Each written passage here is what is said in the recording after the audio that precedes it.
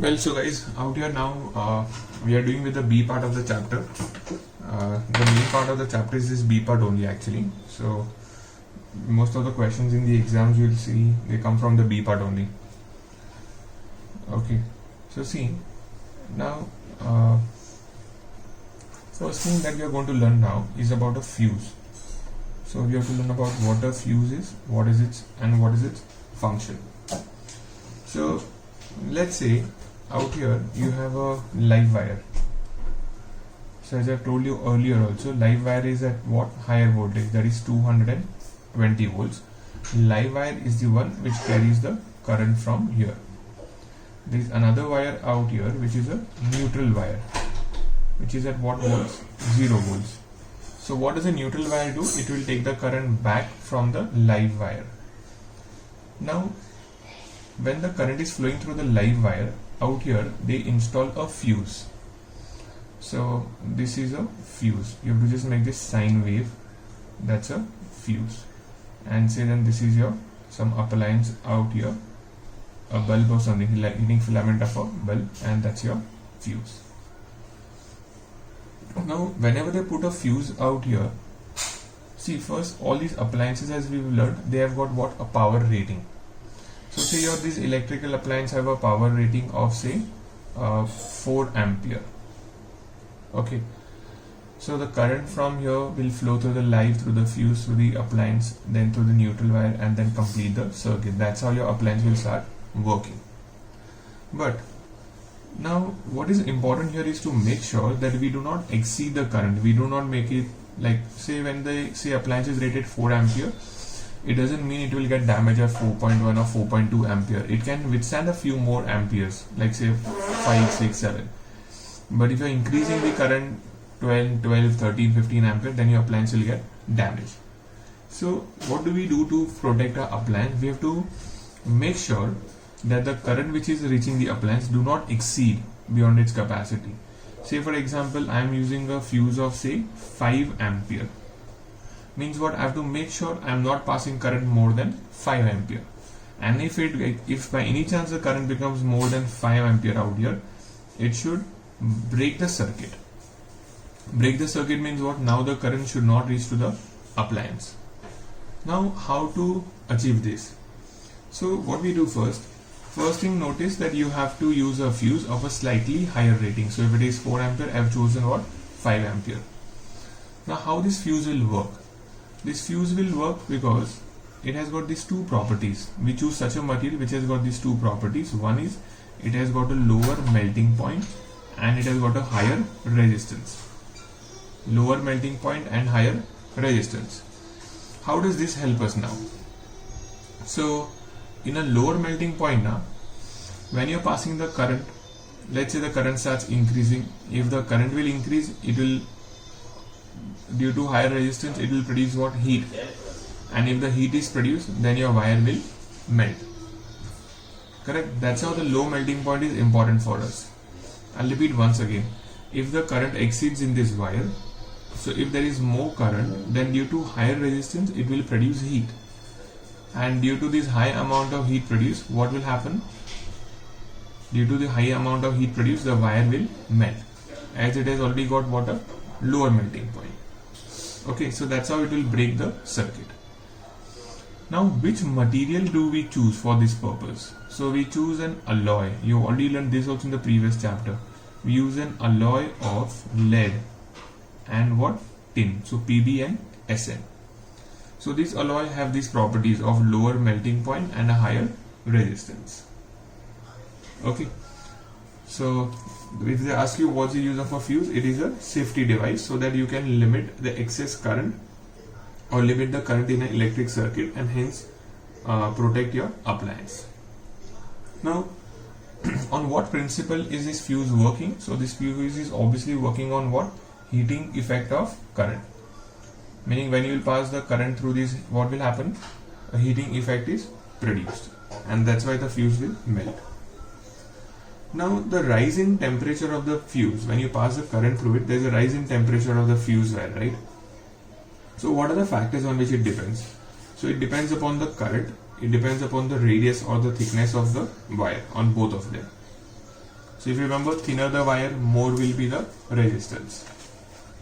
Now, next thing is that there is also okay, tell me, can we use copper as a fuse wire? Would you advise to use copper instead of this PB and SN? We cannot use copper. The reason is what, that first thing, copper has a high melting point, so that wire does not melt easily. Second thing, it has got a low resistance. So because of lower resistance, whenever you pass a current through it, it will not produce enough heat and your wire will never melt. Instead, your appliance will get damaged. So remember, using copper or aluminum is a foolish idea. You should never use. The melting point of copper is too high, 1080 degrees centigrade. Okay. Now next thing, another thing, how to connect this fuse. Okay. How to connect this fuse in your appliance or in your circuit. You can see whenever I connected the fuse, you should always put it into the live wire. I should never put it into the neutral wire. Why? Let's see. Now say out here I have again a live wire. I start the circuit from here. There is a neutral wire over here which is taking the current back. So that's your neutral wire, and the ends of these wires, they are connected to a heating filament. So this is your live wire, that's your neutral wire. So 220 volts, this is what, 0 volt. So current will go through the live wire. So this has a rating of 4 ampere and the current exceeds 4 ampere now. Let's assume that the current has exceeded 4 ampere. What will happen to this fuse now? The fuse wire will start what? Melting. It will break the circuit. Okay, but before this breaks the circuit, one more thing could have happened. What would have happened, it might have happened that your appliance may have got damaged first. Correct? Because the fuse is placed where? After the appliance. Got it? I'll repeat once again. When the current is exceeding out here, it might have damaged the appliance first. Now we have assumed that, let's say, appliance is not getting damaged. Current became, say, 5 ampere. Appliance doesn't get damaged and it melts the fuse. But this is also dangerous for us. Why is it dangerous now? Because even if the fuse have melted due to excess current, the current is yet reaching to the appliance, right? The current is yet reaching to the appliance. So now if you come in contact with the appliance, then what can happen? You might get an electrical shock. Let's say while cleaning, repairing or something, if it is at a higher potential and if you touch it, then current from high potential 220 volts will flow into your body. Correct? So remember, you should never put a fuse in the neutral wire. You should always put in the live wire. In fact, see what happens when you put a fuse in the neutral wire. What will happen? When you put a fuse in the neutral wire, then your appliance is acting like a fuse for the fuse, which is of no use.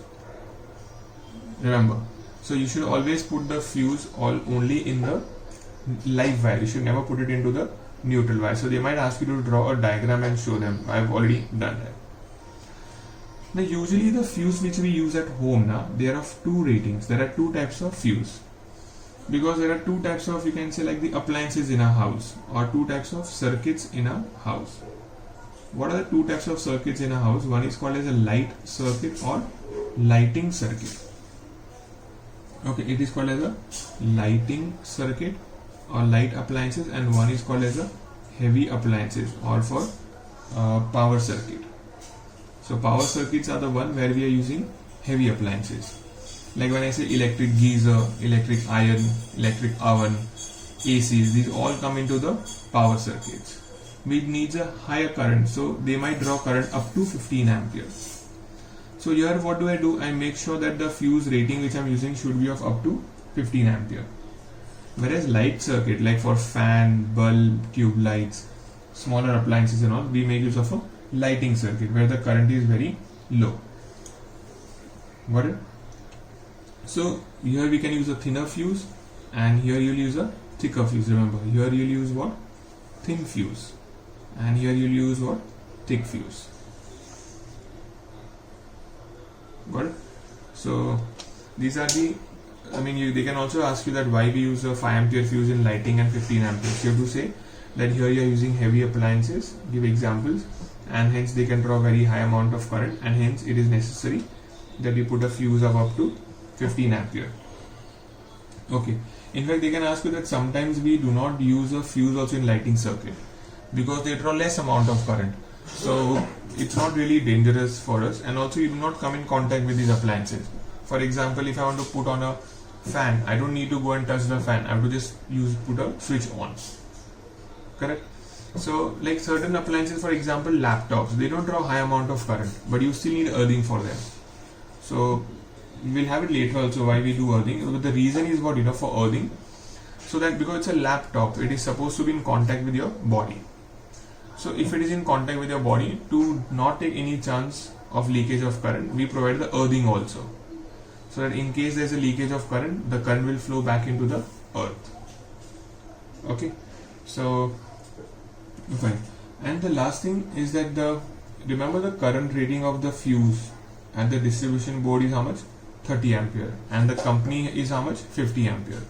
So company has got a wiring done of a higher rating, only 50 ampere, but the fuse which we use in a house is what? 30 ampere, for more safety, that even if the current exceeds more than 30 ampere, then the appliance will, the fuse will blow off. Now next thing is okay, now there is one more. I'll just show you first what is a fuse. Now there are different types of fuse also. So the first type of a fuse is this is called as a porcelain fuse. Porcelain. Okay, so you might have seen this kind of a fuse outside your house. Usually in the old buildings you'll find it usually below the staircase, and in new buildings now there are special meter rooms only where you'll find this kind of a fuse. What's the use of this fuse now out here? So you can see these two ends over here. So the wires are connected from here to down. That wire is called as a fuse wire, which is an alloy of lead and tin. And if the current will exceed, then the wire inside will melt, and that's how it will break your circuit. So actually the wires are connected from here to, like the live wire is connected from here to here, and then it continues from here, and you have to plug this inside it. Then your fuse starts working. You can see this beige color, or it is made up of usually of ceramic, like it's called as porcelain. Why is this made up of porcelain? So that while you are putting this fuse inside, you do not get an electrical shock, as porcelain is a bad conductor. It's an insulator, sorry, not even a bad conductor, it's an insulator, and it has a very high melting point. So even when the fuse will melt inside, nothing will happen to this porcelain holder. But there is one drawback of this kind of a fuse system, if you realized. What is the drawback? Every time this fuse wire will melt inside, what will happen, you will have to change the fuse wire, first thing. First thing is what? You will have to change the fuse wire. And what's the second thing? You will okay, changing is one problem. Second problem is what, again every time it will melt, it will get dirty and all, like, so you have to again clean from inside, wash it and all, and then again plug it in. The another problem is that if you're not a technical person or you're really lazy, then you may not even do that. So every time a fuse wire will melt, it will be a headache, because you have to like replace the fuse wire, clean it, and then again connect it. So to overcome this problem, then they came up with another fuse. Okay, there is an automated version of fuse, and the automated version of fuse, this is called as a MCB. You might have heard of this, MCB. MCBs means what? Miniature circuit breaker. Okay, they are called MCBs. You might have seen this in your house also. Usually in your hall or in the passage, you have this kind of, there's one whole board where for every room there is an MCB. In fact, for some heavy appliances, ACs and all also, we use this kind of MCBs only in our house. MCBs mean miniature circuit breaker. They are an automated version of fuse. So what they do, they basically have sensors in them. So the moment they sense there is a higher amount of current coming in, this thing will trip. It will disconnect. It will disconnect the live and the live wire. And once it disconnects the live wire, now there is no flow of the current. So both of their functioning is the same. Okay, but the advantage of MCB is what? That they are automated version. So they go on or off in a very small, they have a very fast response time. Like in a few milliseconds itself, they'll realize that there is excess current and they will break the circuit. Okay, but obviously they are more expensive than the fuses. That's why like some people still use fuse, but most of the people are now using MCBs only, miniature circuit breaker. There is one more kind of a fuse now, which is called as a cartridge type fuse. Now what do you mean by cartridge type fuse? So if you've seen, this is something else. Okay, this is also an MCB, miniature circuit breaker. Okay, this one that they have shown is Havells, though I do not what's it? Sorry. Yeah. So you might have seen some ads of this wire, of the Havells wire. Okay, next one is one sec. There is one more fuse. I don't know if you can see inside this. So in a 3-pin plug also we are using a small fuse out here, if you notice. I'll just show you a bigger picture of this fuse. Look at this. So this is called as a cartridge type fuse.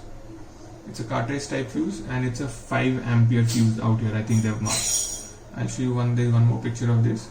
You can see these are all different types of fuse: 1 ampere, 2 ampere, 3, 5, 7, 10, 13 ampere. So it depends upon your appliance, upon your application. Accordingly you can choose a fuse. So these fuses are very, very small. They are like capsule size. You can see this fuse is so small it fits into a plug also. Look over here. It fits into a 3-pin plug. It is so small.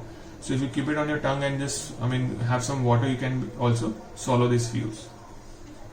Now next thing, okay, so these are about the types of fuse and what is its use.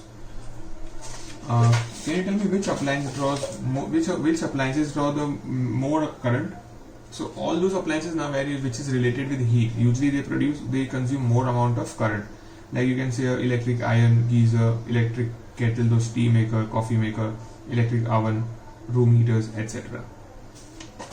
Okay, now next thing is about a switch now. So what is a switch? You all must have seen a switch at home. One sec, I'll just find. I had a picture of a switch also. For somebody who's never seen a switch in their life, please have a look. Yeah, this is a switch. Now they have got it has got a really good definition in your textbook. They say what is fuse. So a fuse is an on-off device. Okay, it's an on-off device, meaning you can put your device on and or off with the help of a switch. So though it sounds really stupid, it is considered as one of the best inventions so far, because imagine using the appliances in daily life without a switch. Every time you have to put on or off, you have to manually break those connections between the live wire and the neutral wire, and then again connect them and all. Okay, so that's why they say it is one of the best inventions so far. And there is one line given in your textbook. You can check on page 222 below the box of that switch. I don't know why it exists in your physics textbook.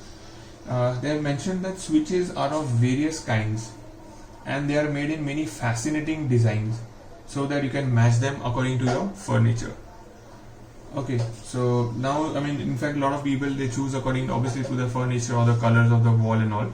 And now a lot of people they also have remote controls, or they have sensors. They don't even have the switch. There are just those sensors. You just touch them. Like that touch keypads here. Okay, now these switches are also of two types of switch. There is one called as a single pole switch and there is one called as a double pole switch. I already discussed with you what happens in a double pole switch. In a double pole, we disconnect both live as well as neutral wire. Correct? So obviously you must be knowing now what we do in a single pole. In a single pole, when you put a switch on or off, you are basically connecting or disconnecting a live wire. So in single pole, we only disconnect a live wire. We do not disconnect a neutral wire. Now, just like the fuse, it is advised that even the switches should be always placed in the live wire. You should not place them in a neutral wire. It is dangerous. Why? So we'll again discuss that also. So look, out here, let's say we have a switch. So first, what does a switch do? It's an on-off device. Trust me, you don't have a definition simpler than this in your textbook. Now, so let's say out here, you have a live wire from here. There is a switch placed over here. This is a neutral wire, and the current is going to come back from here. So current will go from here, and then it is supposed to come back from here. That's your appliance. So right now, as you can see, current is coming from the live wire, right? What is the voltage of live wire? 220 volts. This is what? 0 volts. So current is coming from the live wire, but you can see right now the position of the switch is what? Open. So the current will not flow through it, and it will not reach the appliance. So right now your appliance is what? Off. But when you put the switch on, say I'll connect it here, then what will happen? The current will flow from here, and then again it will go through the neutral wire, and that's how it will complete the circuit. Again, when I put it off, will the current reach to the appliance? No. So every time you put it off, the current is not going to reach to the appliance. So your appliance is at 0 volts when it is off. And if you touch anything at 0 volts, nothing will happen to you. It will not give an electrical shock. But see, so this is the correct method of wiring. But now, if you hate someone, then you should go for this kind of a wiring system. So out here again there is a switch over here, and then this is a live wire, the neutral wire is a 220 volt, and then here is a 0 volt. So current will flow through the live wire. Right now the current is flowing through the live wire, reaching to the appliance, but not connecting to the neutral wire. So right now your appliance is what? Off. But see what is happening. Even if the appliance is off, the current is still reaching to the appliance. So the appliance is at a higher potential, and if you touch it, you might get a shock. Okay, I think in your textbook they have mentioned not just a shock, they call it as a fatal shock, which can even kill you. So we have to make sure that the current which is coming from the live wire should never reach to the appliance when it is off. And that's why this idea is a bad idea. You should never pass the current. You should never put the switch into the neutral wire. Again, they may ask you to draw this diagram and then explain the why we should not connect it into the neutral wire. Okay. Now next type of a switch that we are learning about is called as a dual control switch. So you guys realize dual control switch is different. Dual control switch is different, and double pole is different. If you can make out from dual control, meaning you can control the appliance from how many places? 2 places. So that's why it is called as a dual control. Okay. So let's say for example, I'll give you an example, give you a practical example. Some of you might have noticed this also. You know, usually in our halls, in our bedrooms and all, we have 2 switches for the same appliance. Like you might have noticed, sometimes when you're sitting in a hall, you're you are sitting on a sofa and you put on a fan, but then your another sibling, or brother, sister, they feel no, I don't need the fan, and then they put it off from the other end where they are sitting with the switch. That's also one will try to put it on, other again tries to put off, and that's how it leads to a fight. So these kind of controls are called as a dual control because we are able to control them from 2 ends. Now in dual control, now where are they actually used? They were supposed to be used, where? On the staircase. So it's also called a staircase switch also. Now see, how is it helpful in a staircase? So say like people who have a duplex flat, or if you have a bungalow, or usually in the passage of your building, what we do is we provide this kind of switches, dual control. So say when you want to go from ground to first floor, there will be a switch on the ground floor. You put that switch on and there will be light in the passage. You go up and then again you can put it off. So you don't need to again come down to put it off. Okay. It is also used in long lobbies, like in hostel or somewhere now, where the lobbies are too long. So in the night when you are entering the lobby, you can put the lights on. When you reach the other end of the lobby, you can put it off from there. So why they used to do all this? Basically to save the electrical energy. That's why we used to use this kind of a dual control switch. So they may ask you what is the use of all this dual control switch. Now I'll give you another practical example now. So we are using like in our halls, in our bedrooms, that because we've got lazy, so to walk up a few feet also is difficult for us nowadays. So that's why they came up with this idea. Now let's say, for example, sorry Alia, let's say Alia enters a bedroom. So usually when you enter the bedroom, next to your door only there is a switchboard. So say she puts on a fan on and the lights on from there. Okay, and then say she lies on the bed and she starts studying history. So say after studying for 4-5 hours continuously history, then she gets bored of history. And then she makes her history by picking up a physics book. Then the moment she takes a physics book, say within a few minutes now she feels sleepy. So now what she does is she doesn't need to get up all the way from her bed, walk up till the door of her bedroom and then put the switch off. What she can simply do is just stretch her hand and then reach the switch next to her bed and then put it off from there. Got it? So that's the advantage of a dual control switch. Now another very important thing is that they can also ask you to draw a diagram. So you will see there are those 3 diagrams are given in your textbook for the dual control switch. So this is the diagram I am talking about. Look. So this is the diagram for a dual control switch. Now see, in this diagram out here. Okay, look in this diagram. How to draw this diagram? So first you make these 2 rectangles, boxes, which are dotted lines. Mark 3 dots ABC, ABC here also. Join AA, CC. Correct? Now you see, over here you have to make one live wire and neutral wire, which is connected to a bulb, and then lost the image. Where is it? Here. Okay, so the current right now it's flowing through the bulb is connected into the neutral wire. So now you see there is a live wire, then there is a fuse. It will flow through this B, then C, and then C here. Is it connected over here? No. So because it is not connected over here, current will not flow further, and your bulb is what? Off. Notice here it's off. Check in the next figure. Now what we have done, if you notice the position of the switch 1, look at it. It has changed. It was AB earlier, right? Position was earlier AB, but now the position is what? BC. So what happens here is, we have put the switch 1 on. Now let's follow the live wire. Current will flow through this, through the bulb, and hence it completes the circuit. So it is on. Bulb is on through switch 1. Now compare the figure A and C. A and C, okay. Comparison from A to C. Look at the S1, it's same. Look at the S2, it's not the same. It was first BC, but now it is AB. Got it? So now this time the current will flow through live, it will complete the circuit and then come back to the neutral wire. Fine.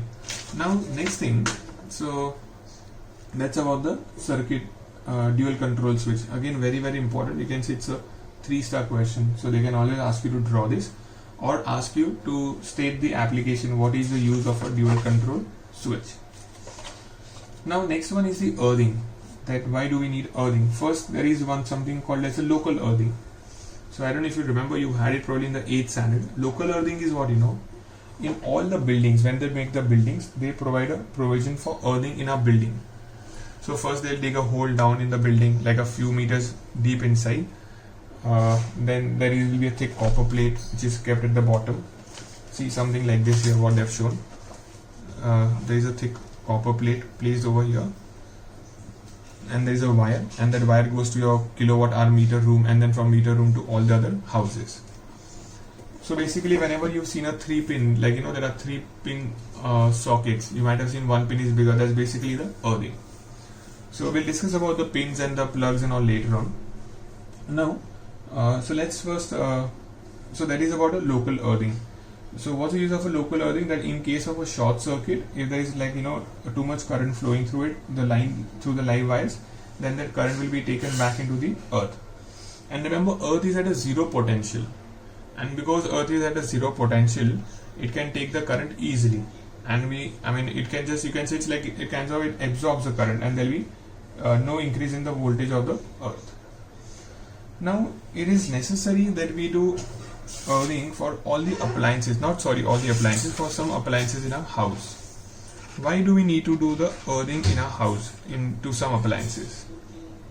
I'll give an example of electric iron, that why do we do earthing in an electric iron.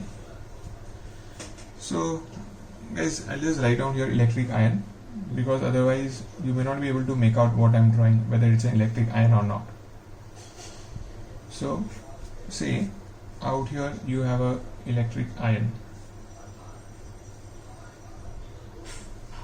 Okay, this is a schematic diagram, right? And this all, I mean, the best thing I could do is this only, I mean, drawing. So this is a heating filament. Anybody remembers what is a heating filament made up of? Nichrome wire. So this is a heating filament.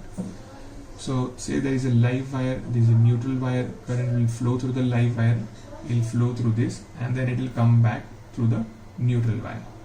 So it comes from 220 volts to 0 volts. Now see, when the current is flowing through it, for some reason, say this live wire comes in contact over here, somehow, accidentally. So anywhere from here, anywhere it comes in contact with the metallic part of your appliance. Remember which part? Metallic part. That is very, very important. Because only if it comes in contact with metallic part, then only it is dangerous for us. Then only it can give you a shock. If it was any plastic or rubber or something, it doesn't matter to us. So let's say it came in contact with an electric iron. Now the moment it comes in contact with the electric iron, what will happen? The current will start flowing through this hole of this electric iron. The current starts flowing through the electric iron, and now there are chances that if you touch this electric iron, you might get a shock. So how to avoid that shock? So for that we make use of an earth wire. Now look, what does an earth wire do? So the earth wire comes from here, and it will be connected to this metallic part of the appliance again. Correct? Now whatever current was flowing into this appliance out here, if you come in contact with it, you would have got a current, right? But once you do the earthing, all this current will flow back into the earth. Got it? And the symbol for earthing is this. This is how you mark the earthing. Got it? So that's the use of earthing. It will take that excess current back from the appliance into the ground and hence save you from any fatal shock. Got it? Now also earth is at what potential? 0 volts. So nothing will happen. Now you might have a question, but what if I am in contact and the earthing also is there, then how will the current flow? So even if you are in contact with the appliance, remember your body offers some resistance to the current. And the current will always choose that path where there is a least or no resistance. So that is what? Earthing. So guess what is an earthing wire made up of? It is made up of what is an earthing wire made up of? It is made up of copper. Why copper? Because again it has got a very, very low resistance. That's why. So they have got almost 0 resistance, or you can say close to 0 resistance. Okay. Now one more thing, that when you buy these electric irons, when they manufacture this, they paint this electric iron from inside.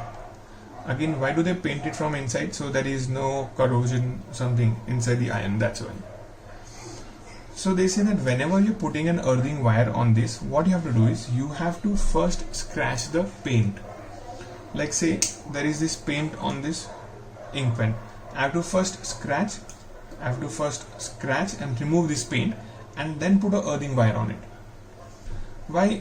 What will happen if I put a earthing wire directly on the paint? So remember that paint will act as what? As an insulation. So you might have just put the earthing wire inside it, but it will not take the current back from the electrical appliance. So you have to make sure that first you scratch the paint, reach the proper metallic surface, and then connect the earthing wire to that part. Okay. Now next we are doing is about the plugs now. So this is mostly now like this is more like a facts and all. You'll have to just remember. There's no, most of it doesn't have logic now. So we've done this. Once I will go to plug. So that's a sorry. There is a this is a plug. correct? So you can see in this plug there are 3 wires are there, E, N, L. Sorry, 3 pins are there, live, neutral and earthing. And if you've noticed, earthing pin is thicker and longer.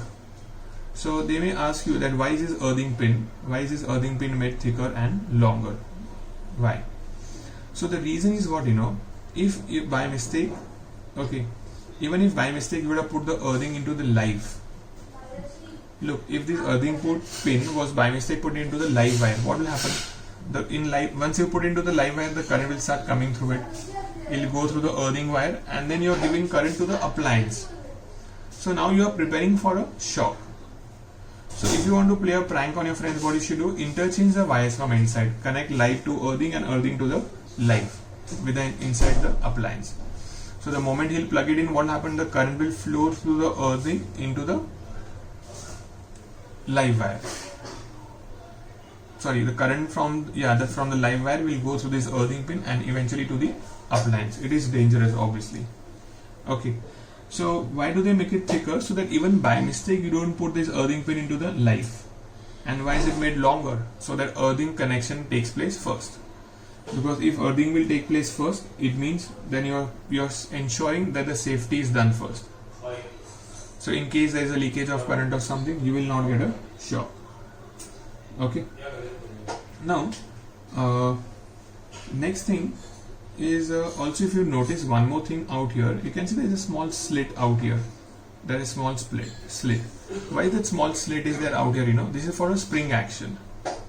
This splits out here, or the slit out here is for a spring action. What do you mean spring action? You have to put this pin into what? Into a socket. Correct? You have to put this pin into a socket. I'll show you what is a socket. So this is a socket. So you have to put your pin into this socket. So when you push this pin into the socket now, due to the spring action, you got it, when you're pushing it inside, those ends will try to come closer, but once it goes inside, it will again try to open up. So that is going to give it what? A firm grip over there. Okay. So that's the use of the slit out there. So they can ask you why the pins are splitted at the end. So basically, so that there is to provide a spring action, and they get a firm grip inside the socket holes. Now, next thing is okay. Now, what are the safety precautions for plug and socket? So the first thing, obviously your hands must be completely dry. You should not use wet hands. Obviously you know why, right? Because if your hands are wet, then the water on your hand forms a conducting layer. Okay, and hence it will easily give you the electric current. And the plugs or the pins which you are putting into the socket, they should fit tightly. Because if there is a loose connection between them, it again leads to short circuit or sparking.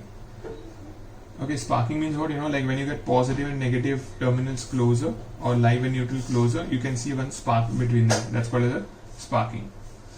Then next is the color codes. What are the color codes now? So the color codes which you might have seen, so all the wires which we use in a house, they are of different colors.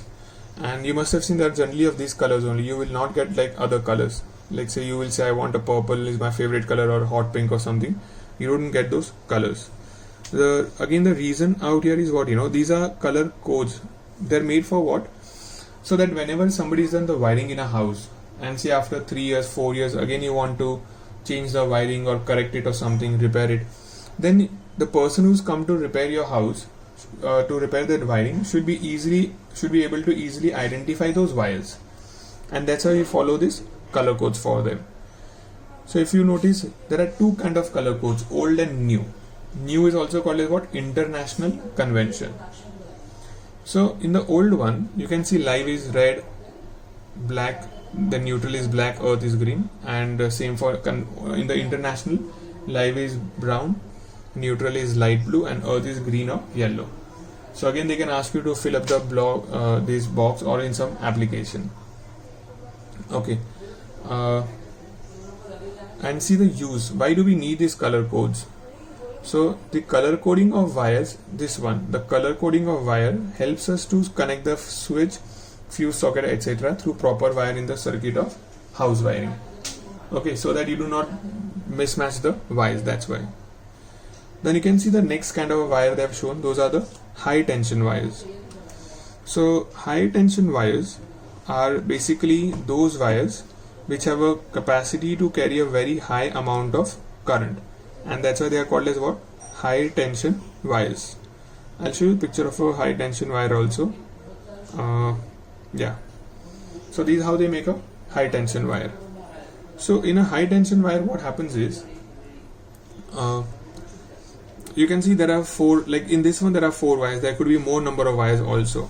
So first there is a bunch of wire which have their own insulation. Then such insulated wires are put together, they are intermingled or twisted like a nylon rope, and then again coated with another wiring, another rubber. So if you'll ever cut a AC wire, now you'll find there are 3 wires inside it. So those are basically live neutral earthing wires. Okay, in that you'll find only 3, but these are the different wires that they are used here. Okay, so so high tension wires have got 2 main advantages. First is what, they offer lesser resistance. Okay, why do they offer lesser resistance? You can see because you increase the number of wires, that's why. So that is one of its advantage or characteristic. Second characteristic is what, they have a large surface area. So they have low resistance and large surface area. Those are the 2 important characteristics. How large surface area? See, if you are using different wires, each wire is having its own covering, correct? So because each wire is having its own covering, the amount of area or the covering which is done is increased. So imagine if I wouldn't have been doing this wiring, I would have got only this one single covering, right? That would have been lesser compared to these coverings. So here you got first individual wires insulation, and then again the insulation of the whole wire also. Okay. Now this last thing is about the safety precaution while using the electricity. So most of the safety precautions you will understand on your own only. There is just one thing which is a little different. That is called as a short circuit.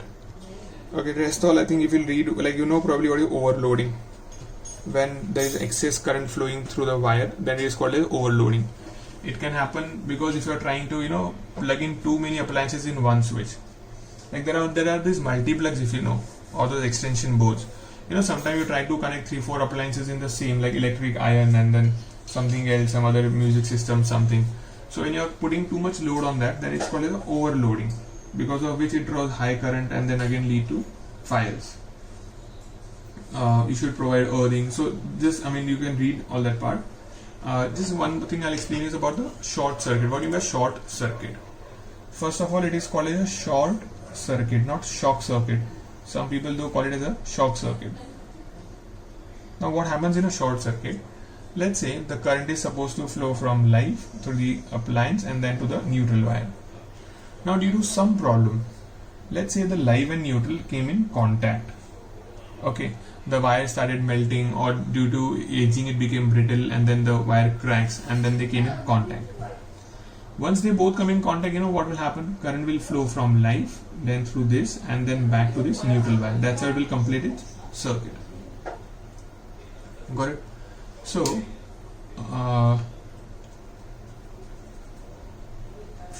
so this is called a short circuit. Why? Because you can see the circuit became very short.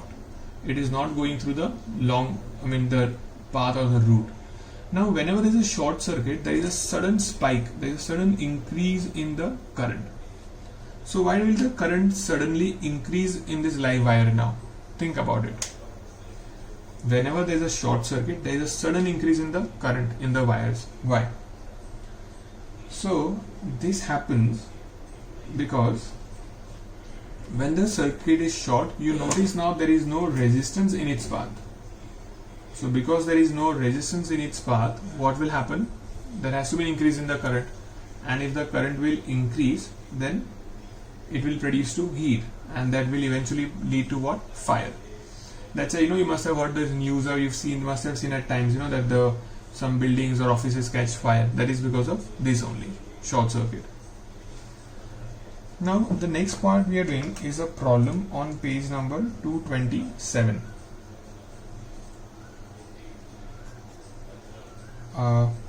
this is the problem number or example number 1 that I'm doing right now.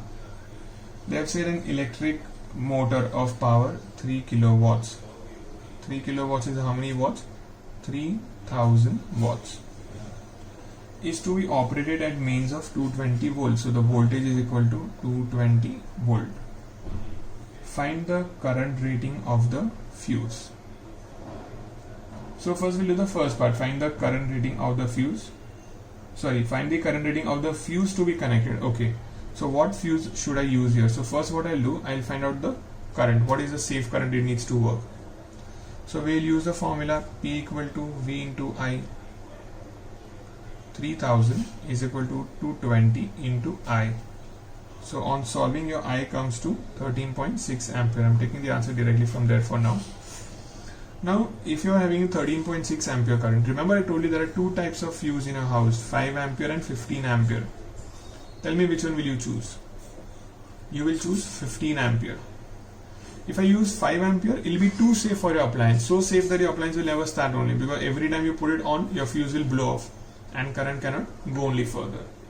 So we'll use a 15 ampere. It will come for 2 or 3 marks, this kind of problem, but very, very important. Now example number 2 which you are doing now, that's a Dhasu problem, a difficult problem, but very practical problem also.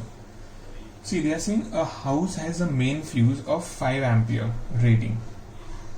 It has got 5 bulbs of 60 watts and 2 tube lights of 40 watts. So see, first what I'll do, I'll find the total power.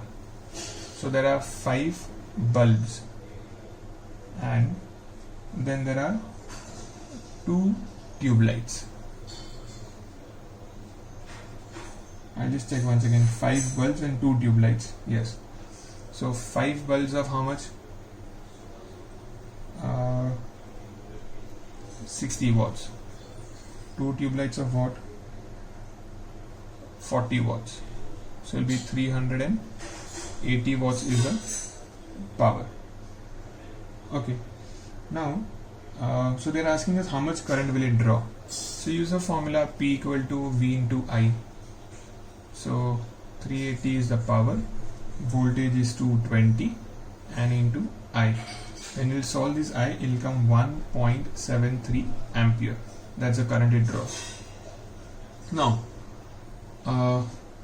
so what was the rating of the fuse wire? 5 ampere. So even if I put extra bulbs or extra tube light or in another appliance, it is possible, you can put, right? Because you have still not reached what the capacity of 5 ampere. So you can put more appliances. How much more current can you allow? The difference between them is the more amount of current that you can allow them. Correct? That will be how much? 5 minus 1.73. Correct? That's the textbook method. That's what they have done. That 5 minus 1.73, it comes 3.27 ampere. So that much more current you will allow. Now they are saying you want to connect some additional bulb now, and each bulb is of 100 watt. So now what is the more power you want? 100 watt bulb and X number of bulbs. So there will be how much? 100x watts. Now see, I'm not using the textbook method, I'm doing another method. If you find it easier, do this one. This basically makes your calculation easier, that's why. So what I'll do first, we'll find the total available power. How much is total available power? V into I. The voltage is 220. What is the maximum current you will allow? 5. So at the most you can use what? 1100 watts you can connect to. You cannot use more than 1100 watts, then it will damage your appliance. Now, how will you find the total power? So 380 so we are already using, and plus 100 watt each bulb. So 1100 minus 380, that is how much? 11 minus 3 is what? 8. So it will be 720 equal to 100x. So x is equal to what? 7.2. But you cannot have a bulb in decimal. So the number of bulbs will be equal to what? 7. Number of bulbs will be what? 7 that we can connect here. Got it? Remember, even if you would have got an answer of 7.999, you will not round off to 8. You will round it off to what? 7 only. Okay, why 7 only? Because if you would have rounded off 7.99 to 8, then your current would have been more than 5 ampere, and then the fuse will blow. Got it? Fine. So we are done with this part also.